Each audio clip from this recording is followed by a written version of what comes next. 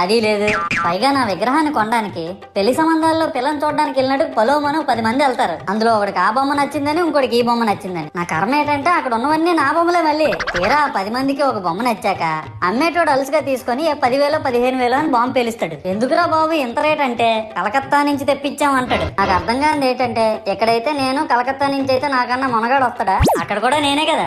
ఇలా నన్ను బజార్లో పెట్టి బేరం ఆడి నా మొహానికి ముసుగేసి వ్యాన్ ఎక్కిస్తారు. ఆ వ్యాన్ డ్రైవర్ గాడు నేను ఉన్నానని కూడా చూడకుండా ఏదో ఆలోచించుకుంటూ డ్రైవ్ చేస్తా గతకల్లో గబ్బి గుబ్బి మని తించేసి నా కాల్లో చెయ్యి ఎరగొట్టేస్తాడు. ఈ విషయం చందాలు ఇచ్చిన చిన్నోళ్ళకి తెలిస్తే మళ్ళీ ఇరిగిపోయిన బొమ్మ పెట్టకూడదని ఏ బొమ్మ రాసి కవర్ చేసేస్తాడు. సరేలే జరిగిందేదో జరిగింది, నా భక్తులే కదా కూల్ బ్రో అని చిల్లయ్యే లోపు నన్ను పందిర్లో పెట్టి ముసుగు తీసి నాకన్నా పొడుగుండే సౌండ్ బాక్సులు 2 నా చెవులు పక్కన పెట్టి డీజే గణేష్ బ్రో అని చెప్పి నా పాటలను కూనీ చేస్తారు. సరేలే పిల్లలు కదా ఇప్పుడు కాకపోతే ఎప్పుడు ఎంజాయ్ చేస్తారు, కాసేపట్లో పూజ స్టార్ట్ చేస్తారని వెయిట్ చేస్తా ఉంటే ఆ 5 రూపాయల వ్రతకల్పన బుక్ చూస్తే